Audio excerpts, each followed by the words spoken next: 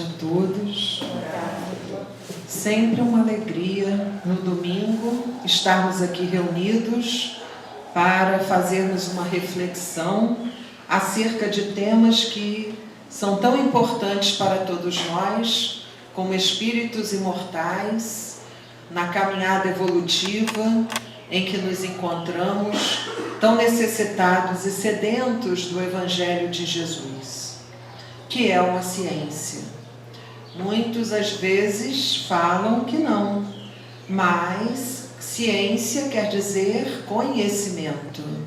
E o Evangelho nos traz a ciência profunda das leis do nosso Pai amantíssimo. Então é muito importante que nós comecemos a ter essa visão e comecemos a desmistificar muitas falas que às vezes nos chegam aos ouvidos. Então vamos estudar a grande ciência do amor, que é o Evangelho de Jesus, cujo tema é um tema da bem-aventurança, quando ele, junto ao mar da Galileia, no Monte das Oliveiras, numa tarde, onde o vento era bem gracioso, onde o sol batia com suas luzes tão douradas sobre toda aquela vegetação, sobre todos os irmãos que lá foram, porque perceberam que seus apóstolos e discípulos que o seguiam começaram a se dirigir para aquela montanha, que nós preferimos a palavra monte, porque montanha dá uma ideia de coisa muito alta, e pela pesquisa não era um ambiente tão alto assim, geograficamente falando. Lá em cima tinha como que um platô, onde as pessoas se acomodavam na relva. Então lá, os mais sofridos, aqueles mais debilitados, cujas lágrimas não secavam diante de tanta dor pelas quais passavam. Então lá estava aquele cenário, aquela paisagem tão única, dentro dessa paisagem, o próprio Cristo planetário ali personificado, que encarnou no planeta Terra para vir nos trazer o caminho que devemos seguir, que é a verdade e a vida. Então, o tema é: bem-aventurados aqueles que têm puro o coração. Quando nós lemos o título, nós podemos nos perder um pouco no sentido da palavra puro. Achamos que puro é aquilo que nunca foi tocado. Mas no sentido dos estudos que fazemos à luz do Espiritismo, percebemos que essa palavra ela tem a ver com purificado. Então aquele que hoje tem o coração puro e que consegue ver a Deus, porque é isso que Jesus aqui fala, ele foi numa trajetória evolutiva, lutando, fazendo com que os seus instintos ficassem cada vez mais calmos, mais sob o seu controle como espírito já consciente. Mas tudo isso exige muito esforço, conhecimento, exige dedicação e abnegação, conforme aqui nos foi falado, através da leitura do livro Forças Morais, que a Miriam, nossa irmã Miriam, leu para todos nós. Então nós vamos adentrando nesse tema, lembrando disso, que quem tem puro coração é aquele que muito se empenhou, que muito buscou domar as suas más inclinações, conforme Allan Kardec nos ensina no Espiritismo que o espírita é aquele que doma, que tenta domar as suas más inclinações, aquelas tendências que trazemos do passado e que elas ainda estão em nós vibrantes, mas hoje, com o conhecimento espírita, é um dever nosso para conosco e para a economia espiritual da humanidade, conforme também foi lido, que nós devamos investir as nossas forças para que nós amanhã não venhamos a chorar lágrimas, mas essas lágrimas não serão de um sofrimento, conforme aqui nos será dito através do estudo. São lágrimas daquele que já conhecia, que já tinha o conhecimento e mesmo assim, por rebeldia, insiste em investir, insiste naquela prática anterior que já sabe que deveria estar buscando domar.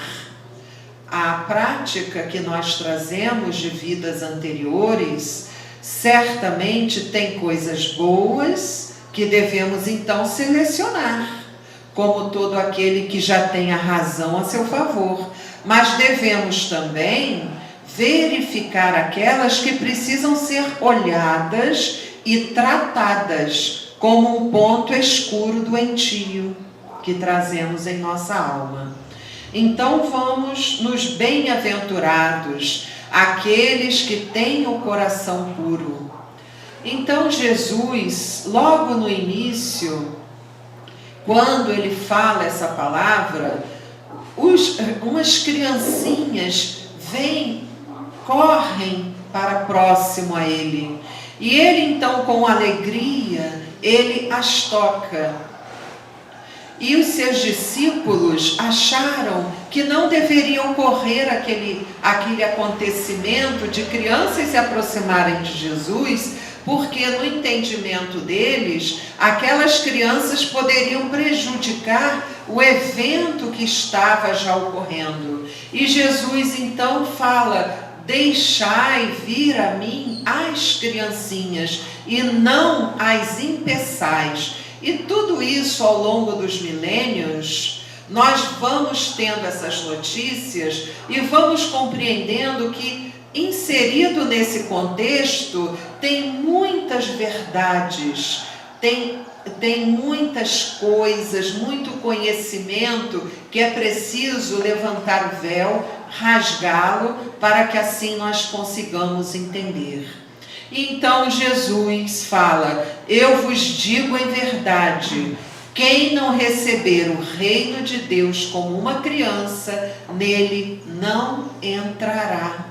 E as tendo abraçado, as abençoou, impondo-lhes as mãos. Então nós começamos a entender que Jesus aqui, ele faz uma comparação daquele espírito que somos todos nós, cada um, que devemos ser semelhantes às crianças. Por quê? Porque a pureza do coração, ela é inseparável da simplicidade que uma criança apresenta e da humildade, que também é outra característica de uma criança. Então ele, dentro da sua pedagogia divina, sabendo que suas palavras ecoam eternamente, ele aproveita aquele momento, aquilo que ali ocorreu, para trazer mais um ensinamento. Assim é o bom mestre. Ele não admitia ser chamado de bom. Ele falava que bom é Deus, mostrando uma grande humildade, coisa que precisamos entender. Ele só aceitou o título de mestre, porque mestre é aquele que ensina. Então ele se colocava nessa posição.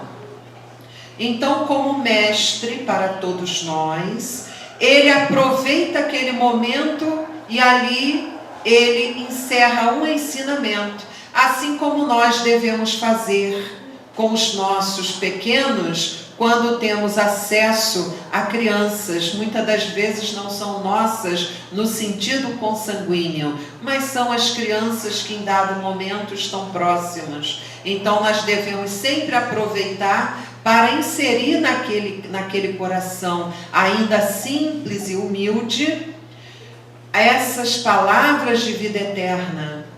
E aí nós vamos usar a nossa inteligência já capacitada, porque devemos sempre buscar o Evangelho de Jesus, que nos amplia as capacidades de entendimento, para que assim possamos levar a educação do ser imortal. Não é a educação a qual nos referimos aqui, aquela educação formal, que é muito bonita também, e é muito importante, mas aquela que realmente nós aqui estamos valorizando é a educação da alma, é a educação do espírito, que levará consigo, inclusive ela irá aproveitar isso para agir. E essa ação, ela pode ser mental, pode ser verbal ou pode ser realizada pelos seus gestos e suas mãos. Então aqui, esse pensamento de pureza de coração exclui todo pensamento de egoísmo e de orgulho. Se nós estávamos atentos à página, foi lido ali naquele texto os inúmeros efeitos de quando nós damos mais atenção ao ego, ao egoísmo, nos tornamos egocêntricos e fazemos somente aquilo que dentro da nossa visão ainda pequena, devido à nossa pouca evolução, somente aquilo que nos agrada, que nos dá prazer. Isso é algo muito importante que nós devemos fazer reflexões muito aprofundadas sobre isso, para que nós amanhã não venhamos a nos arrepender, porque o arrependimento, segundo os próprios espíritos falam, é um ácido que corrói devido à angústia que traz. Então é muito importante que enquanto aqui estamos no estudo, possamos ter essa liberdade de reflexão. Não que nós tenhamos que ser tão exigente com o outro, mas devemos ser exigentes conosco mesmos, com nós mesmos.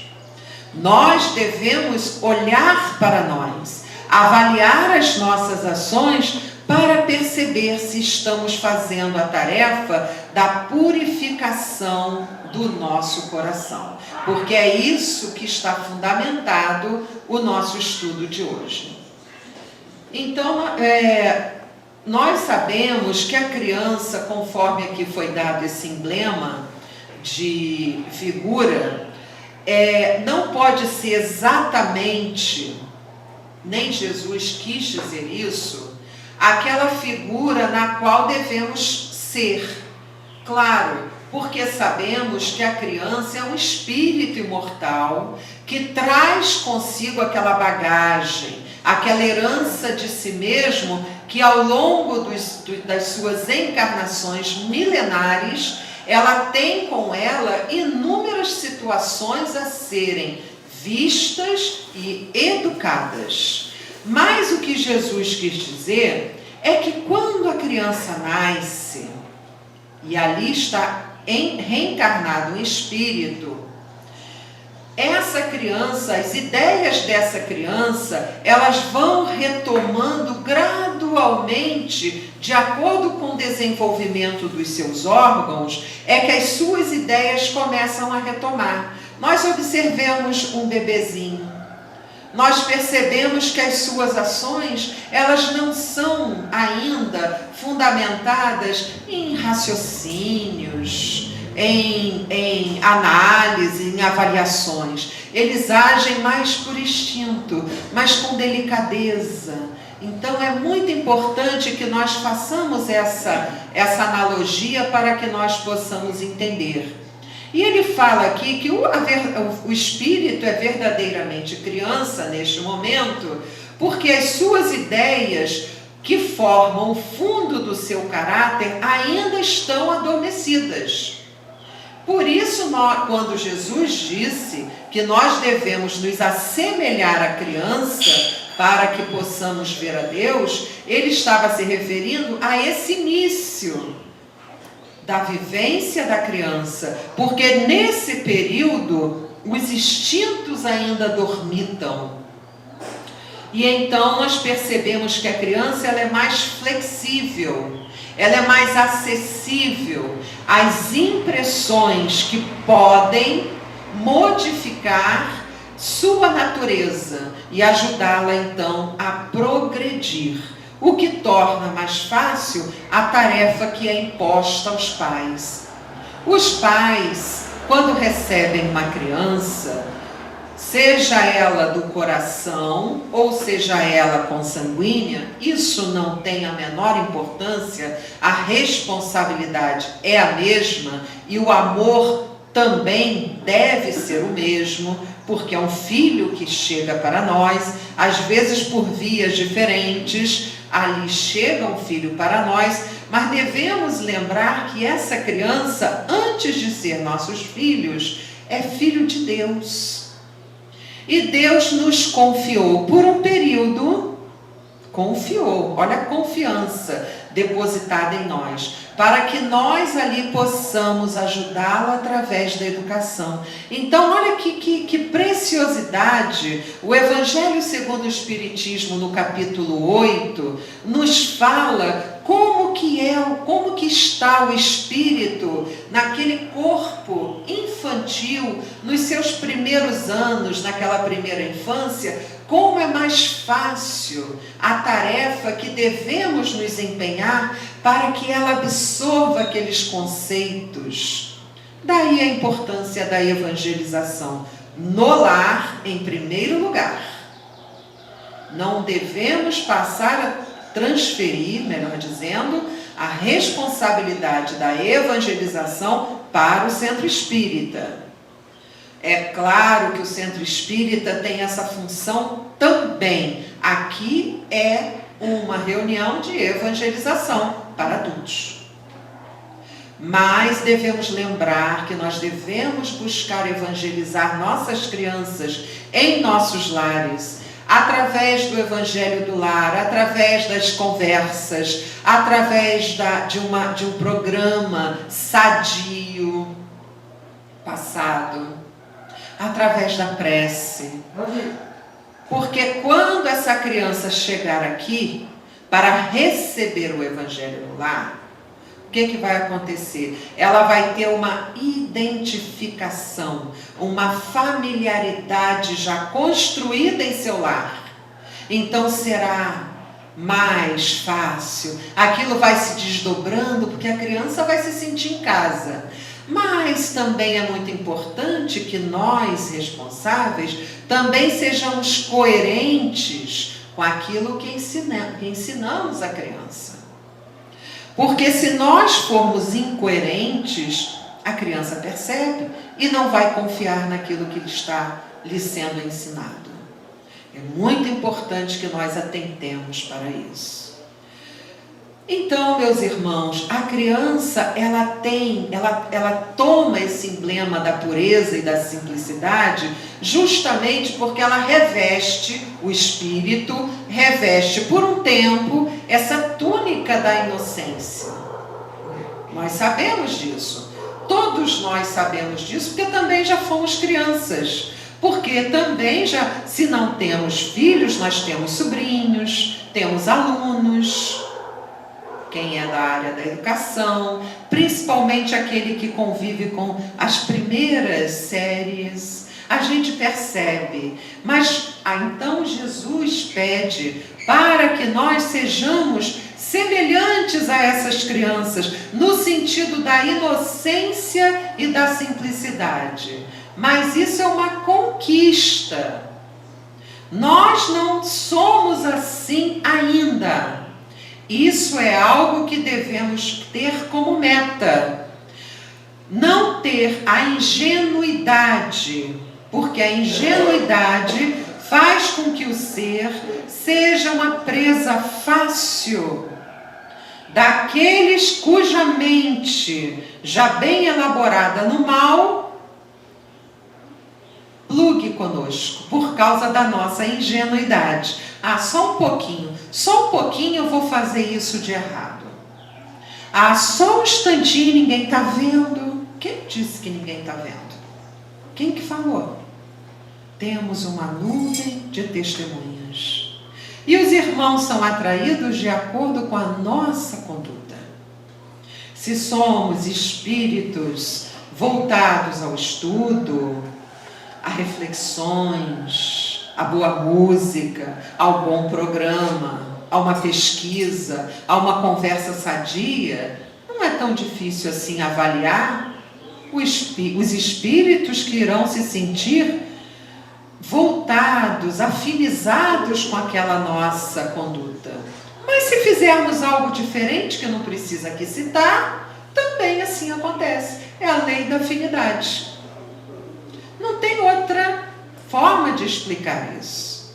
Então nós precisamos buscar, sim, sermos simples. Uma vez eu estava vendo agora há pouco tempo um programa em que uma pessoa passou por uma experiência em que ela desdobrou-se do corpo numa determinada cirurgia que ela estava atravessando. E ela disse, e então ela conta, eu não vou contar aqui os detalhes, né, porque isso está na internet, quem quiser averiguar, mas ela conta que quando ela retorna ao corpo de carne, ela percebe retornando, ela percebeu que estava fora do corpo, isso já foi uma grande aula para ela, um grande ensinamento. Ela falou assim, nossa, eu voltei tão diferente, porque eu percebi que eu sou imortal. Pessoa falando isso, não espírita. E a partir daí, ela dizendo, eu passei a dar um valor enorme à minha família, a ver beleza naquilo que eu nunca vi. Nas flores, nos pássaros, no canto do pássaro. Eu comecei a perceber a beleza da inocência de uma criança, de uma conversa com o idoso. Eu comecei a valorizar. Que beleza! Despertou nessa pessoa a simplicidade, porque ser simples não é vestir uma roupa velha, como eu sou simples, olha como eu me visto. Não. A simplicidade é a do coração. Você pode estar até com uma roupa mais, digamos assim, mais bem costurada, mais porque você pertence a uma classe social, mas isso não importa, não é isso que indica quem é aquele espírito. O que indica é a simplicidade do coração. E não é fácil ser simples. Parece fácil, mas não é. A maioria de nós somos muito complexos, muito cheios de exigências. Para eu ser feliz, tem que ter isso, tem que ter aquilo, tem que ser assim, porque nós deixamos a materialidade das coisas, dos sentimentos, que tem emoções que são materiais. Porque é muito importante que nós estejamos no corpo de carne, mas que nós estejamos cientes, conforme a doutrina espírita nos ensina, e Jesus nos ensina ao longo desses milênios, que a matéria deve sobrepujar, ao contrário, que o espírito deve comandar a matéria, e não ao contrário, conforme muitas das vezes tem acontecido. Aí a gente pensa assim, não, mas isso não vai acontecer comigo, eu sou espírita. Pode acontecer. Sabe por quê? Basta que a gente pisque e dê vazão a um condicionamento do passado. A gente permite que aquilo comece a criar corpo, forma, força dentro de nós. Então é muito importante que nós Busquemos ser simples. Busquemos fazer reflexões acerca das falas de Jesus. Ao invés de ficar pensando um monte de bobagens, e o que vai acontecer? Ai meu Deus, essa ansiedade não me deixa, porque nós ansiosos que somos, é porque nós estamos querendo sempre viver o futuro esquecendo do presente. Então que nós possamos agora viver o presente. Ao invés de focar a atenção em questões que não vai levar a nada, só vai levar a um desconcerto nervoso, a um desconcerto emocional, nós devemos nos fixar. Tira uma fala do Evangelho ou do Livro dos Espíritos e leva para a sua reflexão ao longo do dia. Então, ao invés de ficar pensando em coisas que não vão trazer um benefício no campo do progresso espiritual, que nós possamos utilizar essas ferramentas tão valiosas e luminosas em nossas vidas. Levemos uma fala, por exemplo, vou pegar uma aqui. A verdadeira pureza não está somente nos atos, mas também no pensamento. Pronto, isso já é material de reflexão para um dia inteiro. Se nós começarmos a nos educar como espíritos imortais que sabemos ser, nós vamos conseguir atravessar as etapas da evolução inseridas no contexto desta reencarnação, na qual nos encontramos, com muito mais acertos. Vamos errar? Claro. Ainda somos tão pequenos, mas somos perfectíveis. Somos pequenos porque nós olhamos assim para esses grandes espíritos, esses que Jesus enviou para a Terra para nos ensinar, até antes dele. Então vamos lá um pouquinho antes, Krishna, Lao Tse, Confúcio, um pouquinho depois de Jesus, porque Jesus é o máximo, um pouquinho depois, antes dele tivemos Buda e por aí vai.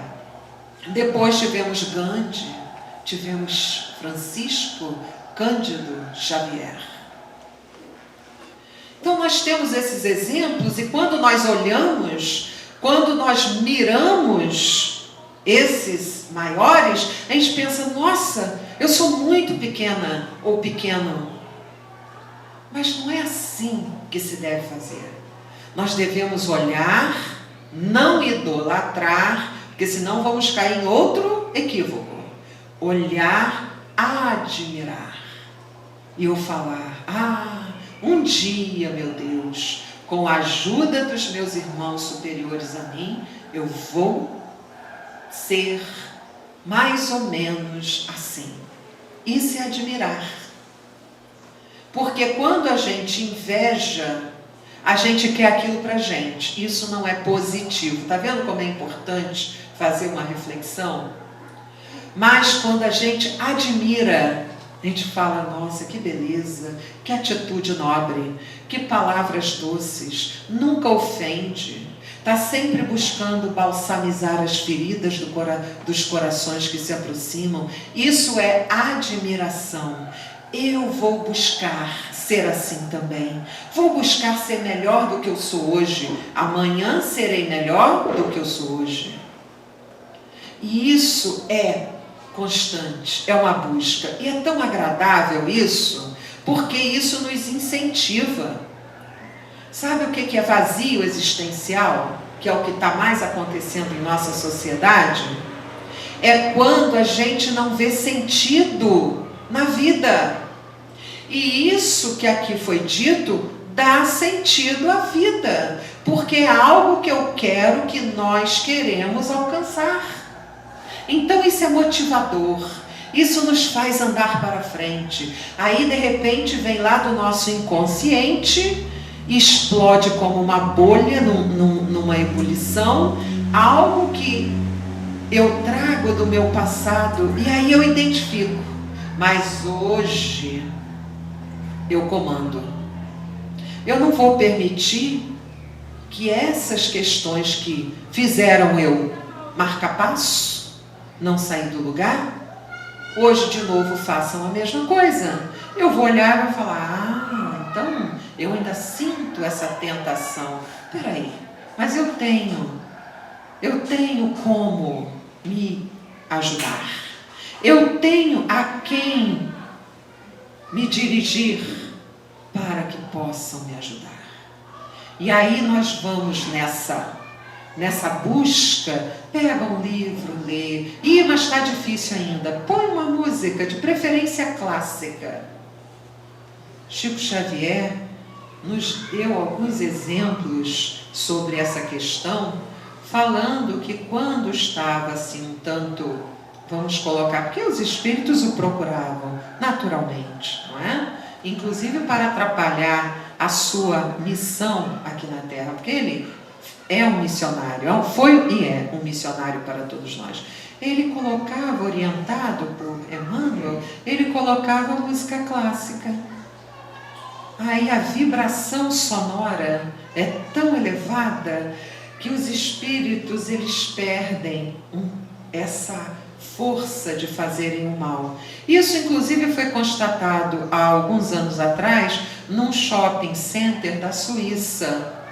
Lá estavam ocorrendo alguns assaltos pequenos, que a gente acha que é só no Brasil, né? Não é não, também lá ocorre. Então estava acontecendo alguns assaltos, sabe? Furtos, né? Furtos.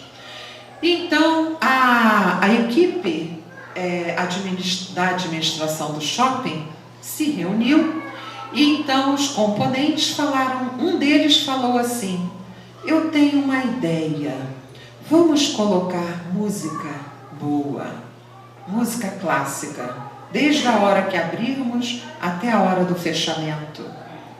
Será? Vamos tentar. Diminuiu num percentual, não parou não, mas diminuiu tanto que ficou ínfimo aqueles pequenos deslizes.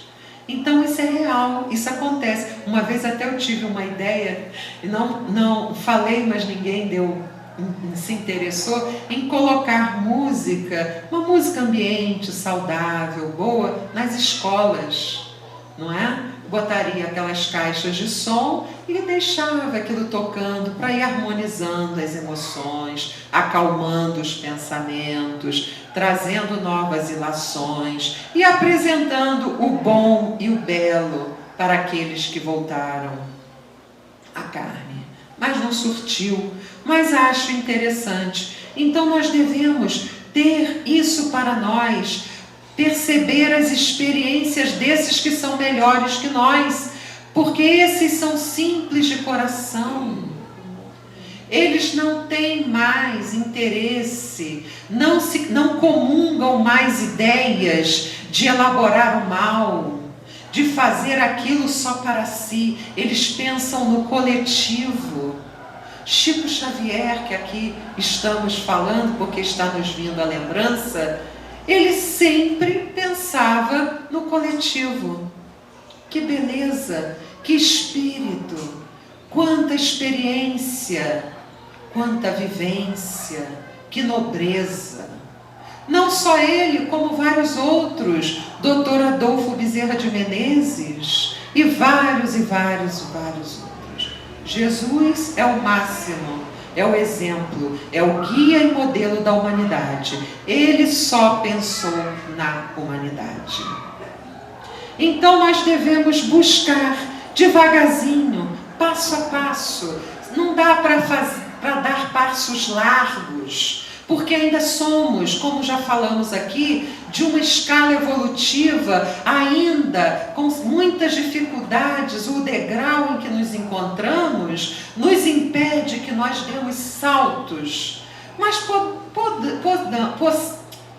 podemos dar saltos quânticos, pequenininhos, mas que faz a diferença na nossa vida. Um movimento da alma para conseguirmos ter essa pureza e purificando o nosso coração.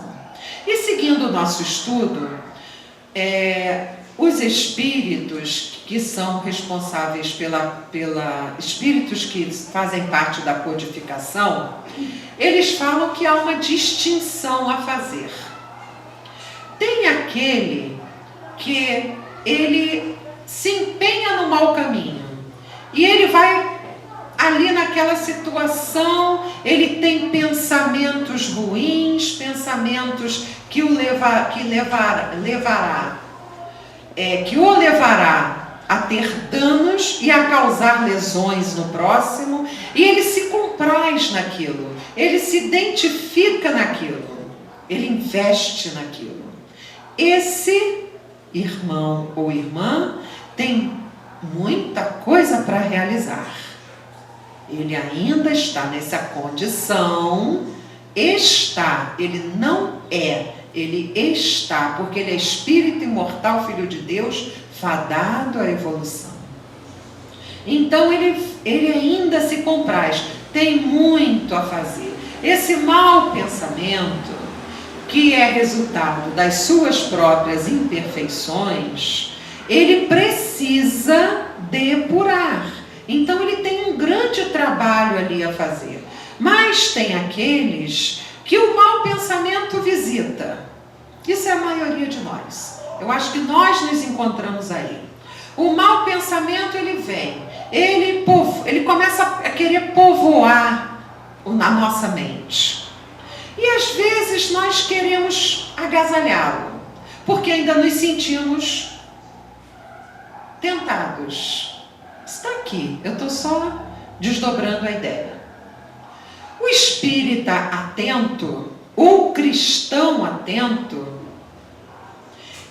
ele faz o seguinte: não, basta, isso não dá mais certo para mim, eu vou dar um basta nisso. Então ele rejeita.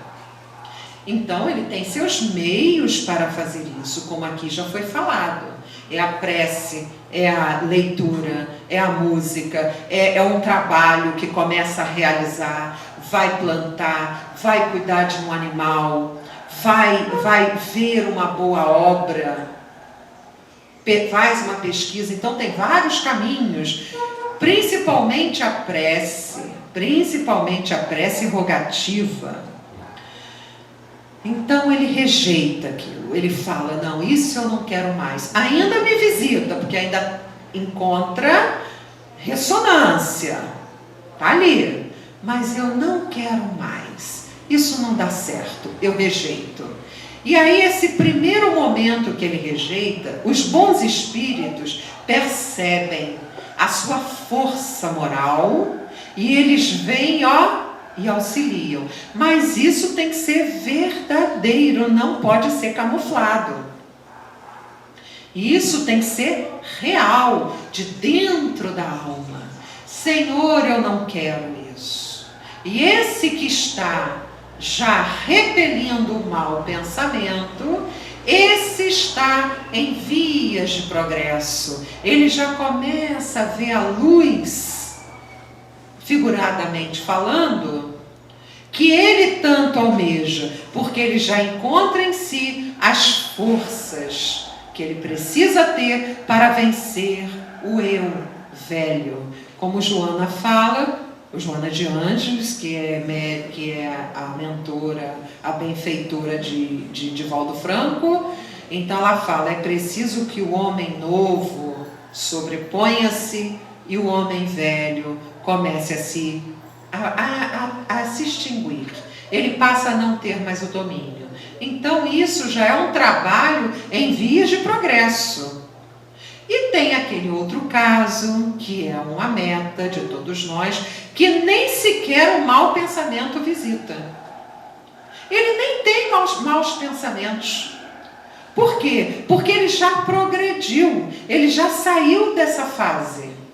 Então nem sequer visita esse pensamento, nem sequer visita a sua mente. Ele não abriga, porque nem passa próximo a ele, porque ele já venceu esse momento.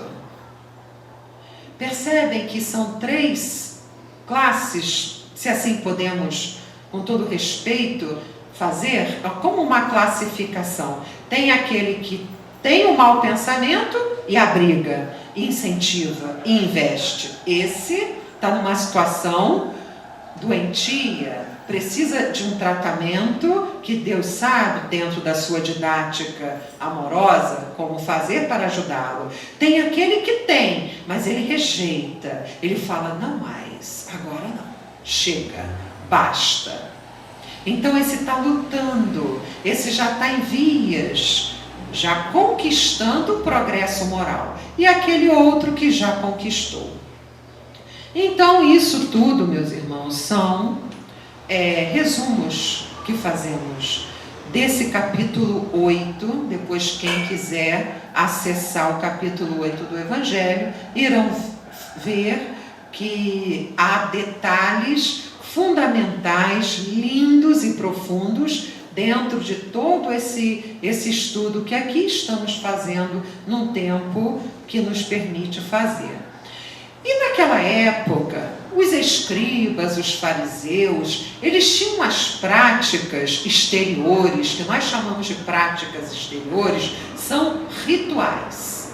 Então, quando eles iam ter uma refeição, eles lavavam a mão de várias formas e não sei o que. Eles tinham práticas ali respeitáveis, é claro, nós não estamos falando mal, estamos estudando. Então eles tinham aquelas práticas de lavar a mão e fazer aquilo de várias formas, e eu não tive acesso a como isso era feito, mas era um ritual até chegar o momento de ter a sua refeição.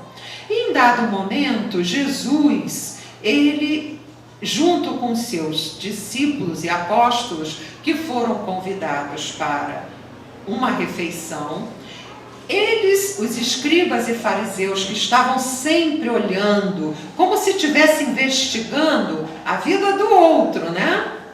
A vida do outro. No caso aqui, Jesus, guia e modelo de toda a humanidade. Então eles vigiavam como que Jesus agia, como que os discípulos agiam, e eles perceberam que os discípulos violaram essa tradição. Então eles logo, como eles estavam querendo pegar algum problema desse tipo, eles logo correram e falaram para Jesus: olha só, Senhor, esses seus discípulos, eles não respeitaram as tradições dos antigos, porque eles não lavaram as mãos quando tomam suas refeições. Então Jesus aproveitou esse momento e então falou para eles: por que vós mesmos violais o mandamento de Deus para seguir a vossa tradição? Pois Deus fez este mandamento: honrai vosso pai e vossa mãe, e este outro, que aquele que disser palavras injuriosas ao seu pai ou à sua mãe, seja punido de morte. Mas vós outros vos dizeis: quem tiver dito ao seu pai ou à vossa mãe, toda oferenda que faço a Deus vos é útil, satisfaz a lei. Ainda que depois disso não honre nem assista seu pai ou a sua mãe, e assim tornastes inútil o mandamento de Deus por vossa tradição. E aí Jesus está levantando a questão da hipocrisia, que é um perigo. É um perigo isso. Porque muitas das vezes nós olhamos o outro, nós apontamos o outro, nós julgamos, nós avaliamos, nós analisamos como juízes. E não percebemos que estamos sendo hipócritas. Porque Jesus usou muito essa fala da hipocrisia, porque ele mesmo disse que Isaías, que foi um profeta antigo, profetizou quando disse: este povo me honra com os lábios, mas seu coração está longe de mim. E é em vão que me honram, ensinando máximas e ordenações humanas. Então aí ele chama a nossa atenção para que nós sejamos coerentes, para que nós tenhamos um olhar para nós mesmos, Percebamos em nós como estamos agindo. Está de acordo com aquilo que eu já sei, que eu já entendo, que eu compreendo do Evangelho do nosso Senhor Jesus, o Cristo, segundo a doutrina espírita?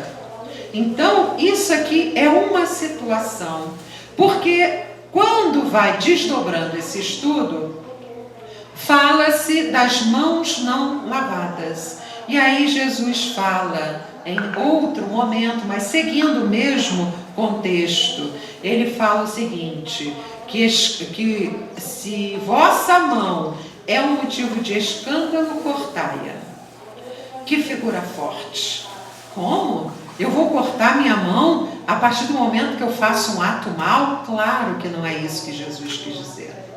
É preciso que nós tenhamos uma visão da figura, da forma simbólica que ali está para nos ensinar a lei de causa e efeito. Se nós utilizamos as nossas mãos, como é o caso aqui, né? Vamos colocar aqui. Que também depois ele fala, se o vosso olho for motivo de escândalo, né? Ele continua, ele vai falando dos sentidos. Se nós usamos para o mal, para o prejuízo, quando nós prejudicamos alguém, estamos prejudicando a nós mesmos. Por quê? Porque é como uma mancha que fica em mim, no perispírito, que é o corpo do espírito. É o corpo espiritual, como Paulo de Tarso já falava. E essa mancha eu vou ter que drenar. Eu vou ter que me livrar dela, porque é como uma sujeira, é como bactérias, vírus, coisas ruins. Eu preciso me libertar disso. E como que eu vou me libertar da mão que feriu, que matou, que roubou? Está lá, a página que a nossa irmã deu aqui. Como que eu vou fazer, meu Deus? Então, muitas das vezes, o espírito reencarna com uma dificuldade para frear. Aí a gente pensa, ai meu Deus, que horror, nasci assim, nasci com uma determinada limitação. E são os nossos olhos que analisam, que a visão que temos, ela é muito limitada. Mas sob a visão divina, sob o olhar divino do nosso Senhor Jesus e dos amigos espirituais que nos ajudam, eles sabem que é justamente daquilo que a gente precisa. Então nós voltamos ao plano físico com uma limitação na área que nós pudermos entender aqui, na área da visão, na área da coordenação motora, onde nós quisermos, do sexo, onde nós vamos mergulhar e pensar, meu Deus, eu tenho que estudar mais sobre isso, porque isso nos interessa. Se não é a nós diretamente, é alguém que nós conhecemos e que nós podemos ali levar um bálsamo para que ele possa superar aquele momento e vencer. Porque uma encarnação para o espírito é como um segundo. Depois dela vivida, ele retorna melhor, porque ele superou aquela situação, aquela limitação imposta pela necessidade dele como espírito imortal no aprendizado. Então, quando ele retorna, ele fala, ai, que bom, meu Deus, ainda bem que eu não tive a mão para agravar ainda mais a minha situação. Então, são vários e vários casos que, claro que nós não temos o tempo hábil para adentrarmos, mas que na literatura espírita é possível que nós façamos esse estudo com mais aprofundamento do que 50 minutos aqui de conversa. Mas já é o momento de nós começarmos a pensar. E é importante que nós entendamos que toda religião, ela precisa ter um objetivo. Sabe qual?